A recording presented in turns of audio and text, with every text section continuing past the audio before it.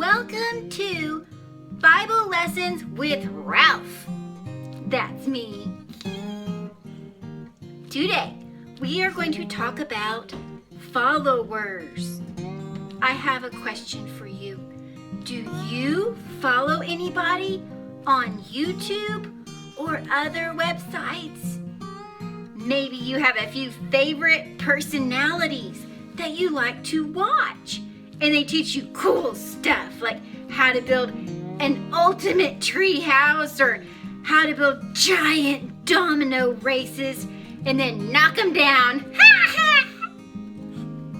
Those are fun people to follow. I like to follow the Japanese channel, Cooking with Dog.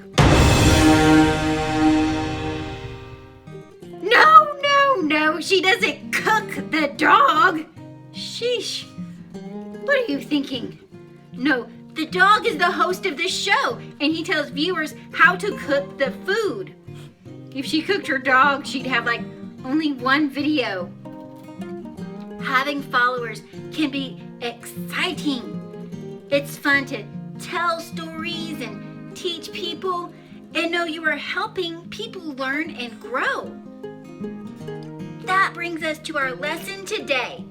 Did you know that Jesus had followers? He didn't just have followers on a YouTube channel. In fact, I'm pretty sure they didn't have YouTube back then. Let's see how Jesus got followers without YouTube. Matthew chapter 4 says, "From that time, Jesus began to tell people his message. Change your hearts and lives because God's kingdom is now very near." As Jesus was walking by Lake Galilee, he saw two brothers, Simon, called Peter, and Simon's brother Andrew. These brothers were fishermen, and they were fishing in the lake with a net. Jesus said to them, "Come, follow me, and I will make you a different kind of fisherman. You will bring in people, not fish." Simon and Andrew immediately left their nets and followed him. Now Jesus has two followers. That's a good start. Maybe he'll find more. Let's see. Jesus continued walking by Lake Galilee. He saw two other brothers, James and John, the sons of Zebedee. That's fun to say. Zebedee. Zebedee, Zebedee, Zebedee, Zebedee, Zebedee, Zebedee. They were in a boat with their father, Zebedee. They were preparing their nets to catch fish. Jesus told the brothers to come with him, so they immediately left the boat and their father and followed Jesus. Two more followers! Simon Peter, Andrew, and now James and John. Jesus has 4 followers. I wonder how many more there will be. Matthew chapter 2. Jesus went to the lake again, and many people followed him there. So Jesus taught them. He was walking beside the lake, and he saw a man named Levi, son of Alphaeus. Levi was sitting at his place for collecting taxes. Jesus said to him, "Follow me." Then Levi stood up and followed Jesus. Another follower! Another follower! Woohoo! Let's see. That's Peter, Andrew, James, John, and now Levi. 5 followers. Jesus is on a roll. Later that day, Jesus and his followers ate at Levi's house. There were also many tax collectors and others with bad reputations eating with them. There were many of these people who followed Jesus.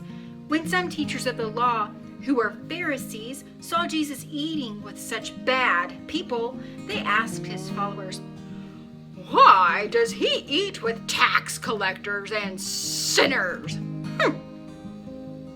When Jesus heard this, he said to them, "It is the sick people who need a doctor, not those who are healthy. I did not come to invite good people. I came to invite sinners."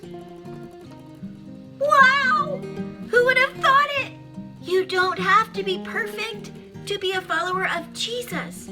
Just like you don't need to be all healthy before you go to a doctor. Well, Jesus is the great physician, and he sure can fix anybody. He can fix your body and your spirit if you follow him. Let's see who else will follow Jesus. John 1:43 says, "The next day Jesus decided to go to Galilee. He met Philip and said to him, 'Follow me.' Philip was from the town of Bethsaida, the same as Andrew and Peter. Philip found Nathanael and told him, 'We have found the man that Moses wrote about in the law. The prophets wrote about him too. He is Jesus, the son of Joseph. He is from Nazareth.' But Nathanael said to Philip, 'Nazareth? Can any good thing come from Nazareth?' Philip answered, 'Come and see.' Jesus saw Nathanael coming toward him and said, 'This man coming is a true Israelite, one you can trust.' Nathanael asked, 'How do you know me?' Jesus answered, 'I saw you when you were under the fig tree, before Philip told you about me.'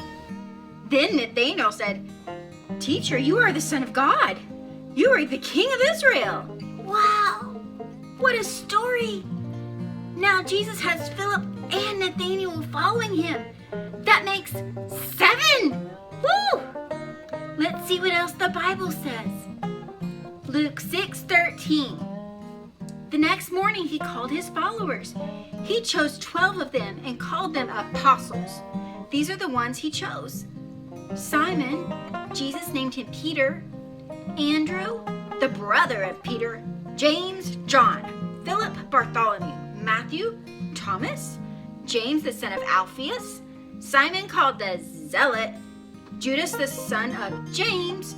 Judas Iscariot, the one who turned against Jesus. 12 disciples? That's awesome! I bet I could sing a song to help me remember their names. Let's see.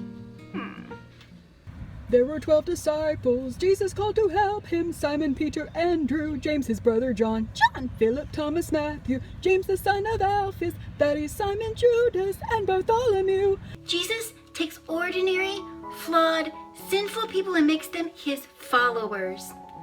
I guess that's because that's the only kind of people there are. Well, I'm out of time. I'm going to turn it over to Lionel the Lamb. Where he leads me, I will follow. Where he leads me, I will follow. Oh, hi there. You know, we sheep are great at following. And I've been thinking about how we can follow Jesus. Jesus preached the gospel to the poor and to everyone he met. I can do that. Jesus forgave people. You know what? I can do that too. Jesus taught us to be loving, joyful, peaceful, and self-controlled. I don't know if I can do all that, but I can sure try. I can follow Jesus. Where he leads